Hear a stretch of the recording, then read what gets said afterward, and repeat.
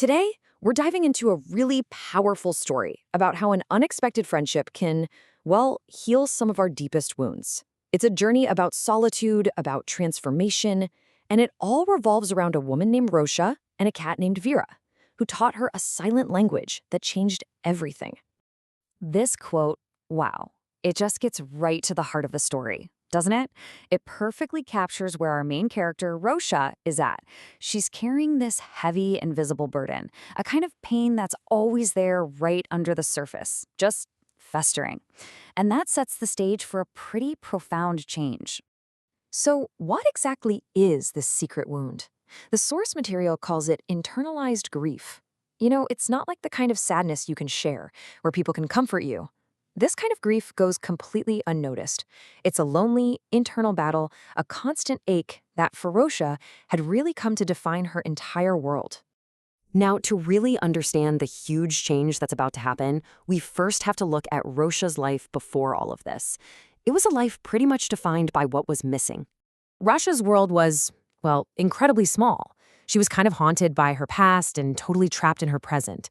Her life really just revolved around these brief visits with her son. He was her only real anchor in this huge sea of loneliness. And she desperately, desperately wanted a pet, but she just believed it was impossible. It all fed into this deep-seated feeling that, true happiness just wasn't in the cards for her. And here's where things get really interesting. There's this deep contradiction inside Rosha. She'd always pictured herself as a dog person, right? But her demanding job made that a total non-starter. At the same time, this really weird incident from her childhood left her with a paralyzing fear of cats.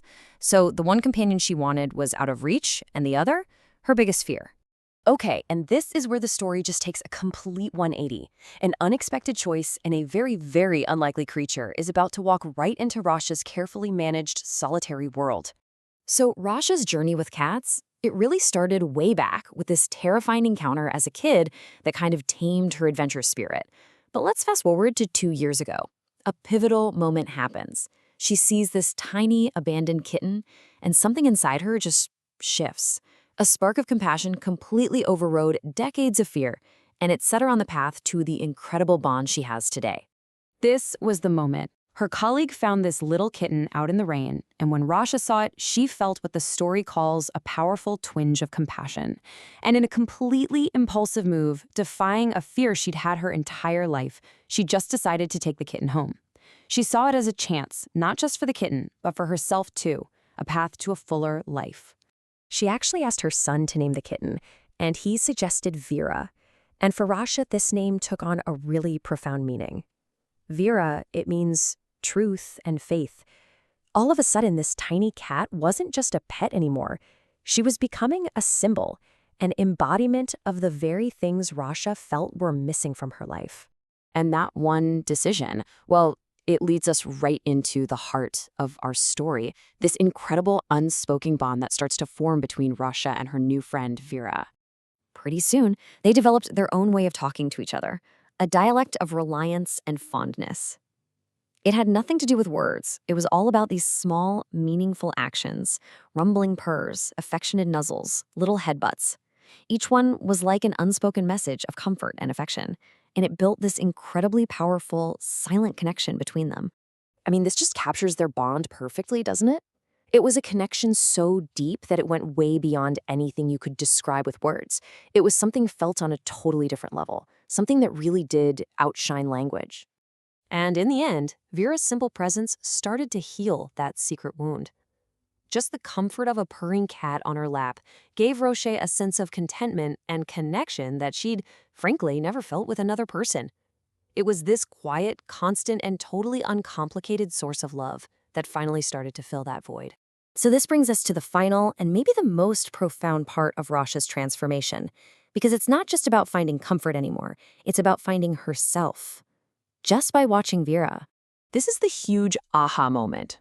Watching Vera, who was so independent and completely self-sufficient, Rosha started to see her own solitude in a new light. It wasn't a curse anymore. It wasn't a burden. It was a gift. It was a chance to finally figure out who she was on her own terms without being defined as a mother or an employee or anything else. So how did she get there? Well, it kind of happened in 3 stages. First, she saw her own potential for resilience mirrored in Vera's fearless independence. That let her reframe her solitude as a gift, a chance to finally focus on herself. And then, finally, that realization unlocked her voice. She started writing, just pouring her thoughts and feelings onto the page, and found this incredible new sense of empowerment. So in the end, they built something really beautiful together. It wasn't a relationship based on dependence, but a sanctuary based on mutual admiration. It was this quiet space where both Rosha and Vera could be fiercely independent and completely authentically themselves, together. It's just such a great reminder that the most profound connections in our lives aren't always spoken. They're felt, in purrs, in quiet companionship, in a shared moment of silence. Which kind of leaves us with a final thought to chew on. What are the unspoken connections, the silent languages that have quietly shaped who you are?